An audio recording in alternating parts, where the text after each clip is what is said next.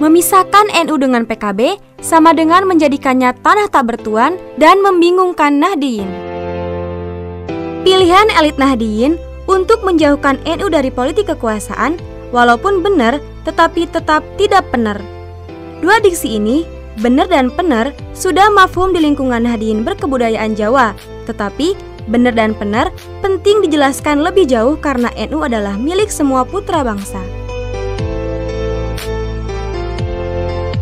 Orang Jawa mengartikan benar serupa dengan benar dalam kosakata bahasa Indonesia, sedangkan benar lebih dekat pada kosakata arif bijaksana.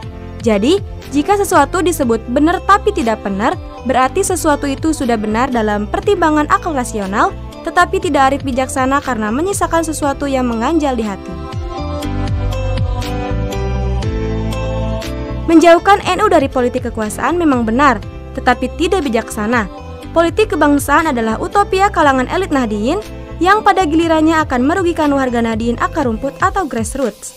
Pengalaman menunjukkan warga Nahdliyin dimobilisir pada setiap pesta demokrasi dengan janji-janji manis berbalut ideologis. Perhatikan pada pengalaman Pilpres 2019, pada masa-masa kampanye, Cawapres Ma'ruf Amin sempat dilaporkan ke Badan Pengawas Pemilu atau Bawaslu atas tuduhan black campaign atau kampanye hitam.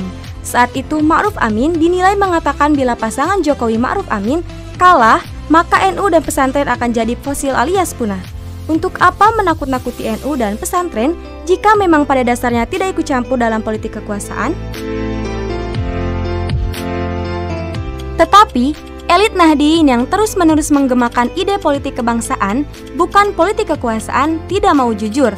Padahal, Islam tidak bisa dipisahkan dari politik, dan politik Islam tidak bisa dipisahkan dari kekuasaan. Menjauhkan NU dan Nahdliyin dari politik kekuasaan bertentangan dengan spirit keislaman di satu sisi. Dan di sisi lain, juga bisa membodohi warga Nahdliyin karena tidak menyadarkan mereka bahwa satu suara sangat berharga. Warga Nahdliyin yang tidak sadar bahwa satu suara mereka sangat berharga jatuh pada kebingungan. Mereka tidak tahu harus bagaimana memanfaatkan suara aspirasi mereka sendiri. Dalam kebingungan inilah, ketika para bakul politik datang, maka warga Nahdliyin di level akar rumput bisa terseret ke berbagai partai politik yang bermacam-macam. Jumlah besar mereka menjadi buih di lautan yang tidak berharga. Dalam suasana kebingungan warga Nahdliyin yang sama ini pula, elit-elit Nahdliyin datang bagaikan seorang hero atau pahlawan. Mereka menawarkan janji-janji manis ideologis, memobilisir massa akar rumput ke dalam satu barisan yang sama untuk mendukung salah satu pasangan calon. Sampai-sampai tanpa disadari, warga akar rumput ini sudah sepenuhnya basah kuyup oleh politik kekuasaan praktis pragmatis. Ini adalah bentuk kemunafikan elit Nahdliyin yang pro ide politik kebangsaan di level wacana, tetapi menjadi bandar di level politik kekuasaan.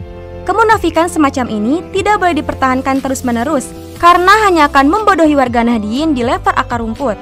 Sebaliknya, sejak dini sekali, elit-elit Nahdliyin secara serentak mengajarkan warga akar rumput tentang pentingnya suara mereka, tentang betapa berharganya aspirasi politik mereka, sehingga mereka harus menyalurkan aspirasi itu lewat partai politik. Menyalurkan aspirasi lewat partai politik adalah bentuk konkret dan paling sederhana yang bisa dipahami oleh warga Nahdliyin akar rumput.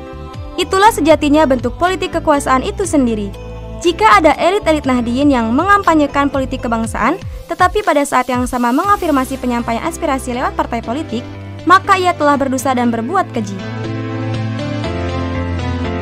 Penulis berpendapat, ide politik kebangsaan yang ditujukan untuk memisahkan Nahdliyin dari politik kekuasaan adalah ide yang digawangi oleh sekelompok orang yang ingin mencarikan suara warga NU.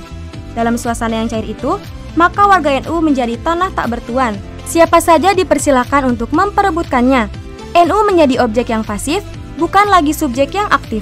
Nasib suara warga ditentukan oleh kekuatan eksternal, bukan oleh dirinya sendiri.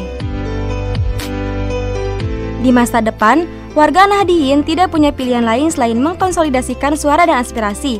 Jangan mudah dipecah belah. Itu langkah pertamanya. Langkah keduanya adalah memastikan untuk menyalurkan seluruh aspirasi warga NU ke dalam satu partai politik saja. Selain itu juga perlu diketahui, nominal harga suara yang terkonsolidasi jauh lebih mahal daripada harga suara yang dijual secara eceran atau ketengan. Ini yang sangat tidak disukai oleh partai politik.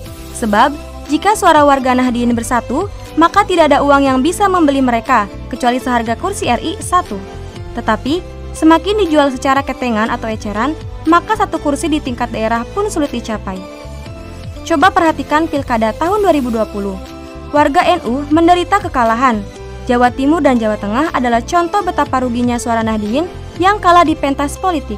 Hal itu wajar terjadi karena sebuah kesalahan filsafat politiknya selama ini yang bermuka dua, menolak politik kekuasaan, mendukung politik kebangsaan.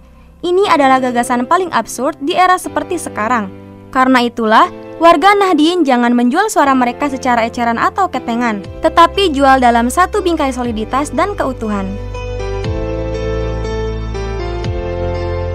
Mengingat harga suara yang solid, bersatu padu, satu visi misi jauh lebih mahal daripada harga satu eceran, maka satu-satunya cara paling strategis untuk mendapatkan harga murah dari warga NU adalah memecah belah. Dan satu-satunya cara paling efektif memecah belah tingkat soliditas suara warga Nahdien adalah mengkampanyekan ide politik kebangsaan, bukan politik kekuasaan, tetapi diiringi oleh kemunafikan, berupa tindakan diam-diam memobilisir warga NU untuk mendukung pasangan tertentu atau partai tertentu atau non-NU.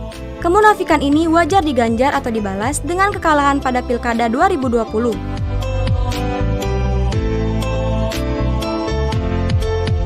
Setelah soliditas suara warga Nahdien tercapai, memang tantangan berikutnya adalah saluran kepartaian. Tidak mudah mempertahankan soliditas karena sistem politik di Indonesia adalah multipartai. Tetapi hal ini hanya soal teknis, yang substansial tetap soliditas suara warga Nahdien. Dan menurut penulis, hanya PKB saluran politik Nahdien yang paling tepat, agar pada Pilpres 2024 nanti, seluruh suara warga Nahdien didistribusikan via PKB. Karena sejak Pilpres 2014, 2019, sampai sekarang, kontribusi PKB sangat besar dan nyata untuk kemaslahatan pesantren dan Nahdien. Apalagi PKB satu-satunya partai yang lahir dari rahim suci NU.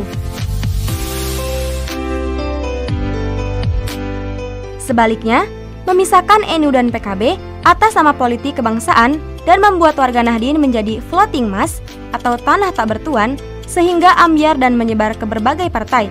Hal itu adalah pengkhianatan terbesar bagi NU dan kepada para masyaikh pendiri NU dan PKB.